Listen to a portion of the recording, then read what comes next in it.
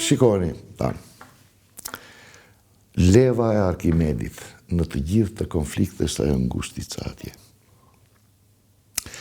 Ajo ngushtica aty është në pjesën më të ngushtë, që është pjesa e drejtimit perëndim lindje, është 33 km. Në pjesën pak më gjerë është 35 km. Përgatitja asimetrike... Sa ngushtica... Jo, Otranto është 72. Sa gjysma e Otrantos. Dhe përgatitja përcaktimi i strategjisë asimetrike të Iranit po jep frutet e veta operative. Më falë, topi 155 mm, sa e ka distancën e goditjes? Topi 155, nuk ka top 155 mm, ka obuz 155 mm. Sa topat që përdoren në Ukrainë, që kërkon në Ukrainë? Ajo, 155 mm ka një lloj predhe ata që quhet extending range, shkon deri në 47 km. Dhe në 27? Po, kështu që... Po, iranianët kanë kalibrin 152 dhe topin 130 mm. 130 mm ja ka 27 km. Pra mbulon. Pra, ai topi zakonshëm e mbulon këtë, për të mos thënë që nuk përdorin më topa për këtë çështje. Kanë dhjetra, për të mos thënë qindra motoskap. Ato që i thoshim ne dikur katës lurus, dhjetra për mos thënë qindra motoskap me raketa det që i hedh ania, i hedh ky motoskafi me rrezet shkurtër.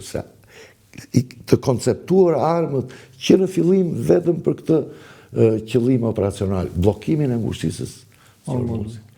Kanë dron ujor, dronë në ujor, kanë mbi 20 të ndetse. Nuk ja u shkatroi sulmi vala para sulmit? Sulmi amerikan shkatroi vetëm korvertat, 7 korverta të tyre, që ishte flota e madhe. Mbi ujse. Gjithë pjesën tjetër ata kanë tunele.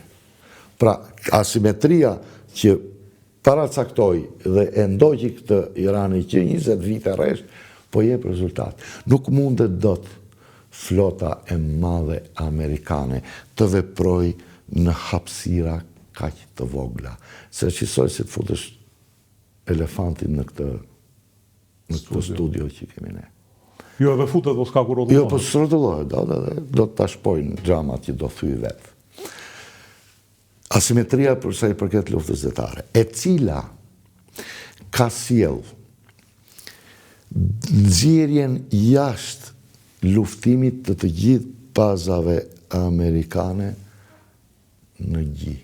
Të gjitha bazave amerikane në gjë. Të gjitha bazat amerikane janë goditur. Niveli i shkatrimit nuk e dim sakt, por që janë goditur me raketa. Këtu vinte asimetria e forcave ajrore. Forcat ajrore klasike janë në formën që i ka amerikani, që i ka rusi, që i ka kinezi, që i ka Evropa, në shtetet e mëdha të Evropës.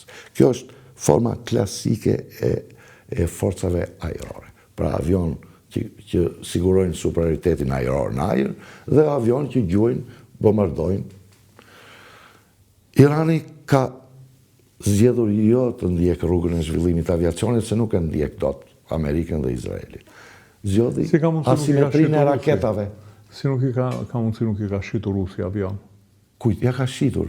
Një O-24, O-36, Su-35, ata i kanë paguar, kanë stërvitur dhe pilotët në Rusi, por nuk i kanë ardhur akoma Su-35. Po gjithsesi dhe Su-35 nuk mund të... Janë pak për para gjithasaj. E para janë pak, e dyta nuk mund të bëj përballje me F-35-ën. Stilthin që kanë Amerikanët dhe Izraelitët. Forma asimetrike e zhvillimit të raketave po jep rezultate. Rezultate që kanë qenë të paparashikuara. Ata e kanë nënvlerësuar këtë formë luftet të Iranit. E kanë nënvlerësuar dhe Izraeli, sepse Izraeli nga që ka ngritur mbrojtjen më të mirë kundërore të botës, Iron Dome. Janë tre. Iron Dome i vogli. Ka menduar që Nuk do të qahet. Nuk do të qahet. Në fakt, vepron ligji që si fizikës, si ligj shoqëror, që sasia është edhe cilësi. Po.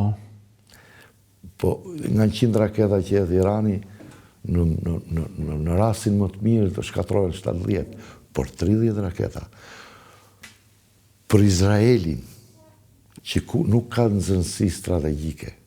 Në pjesën më të ngushtë Izraeli e ka 20 km thellësinë, shikon. Po.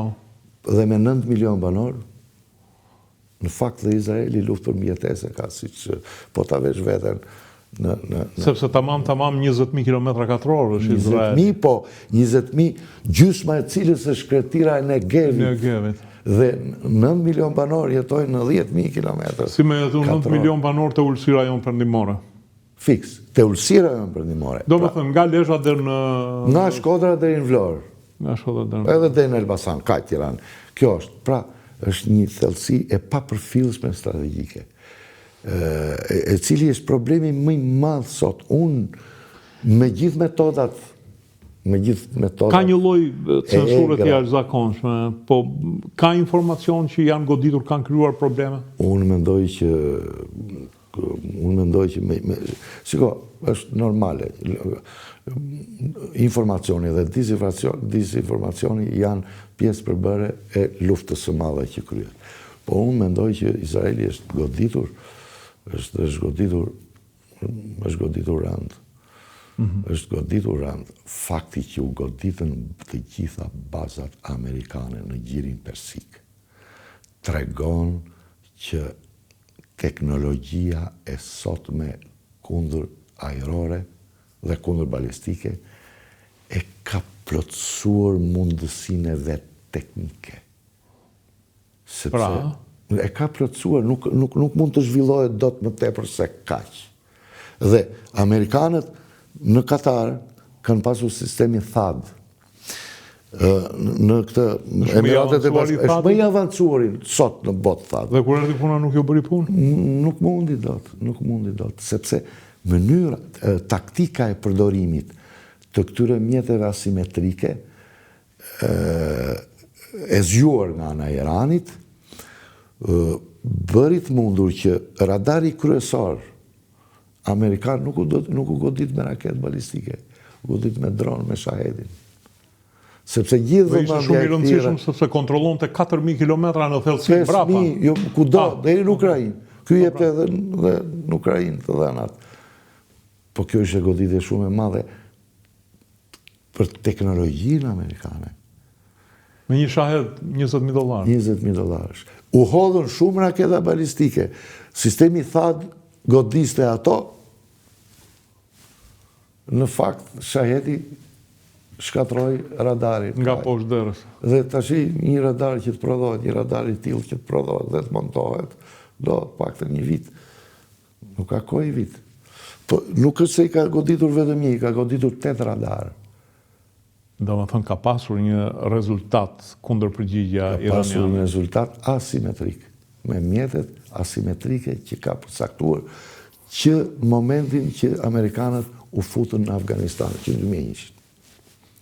Ata, iranianët që në 2001, pra 25 vjetë rresht, i kanë hedhur gjithë fondet, gjithë pronësinë e vetë intelektuale e kanë quar në këtë drejtim.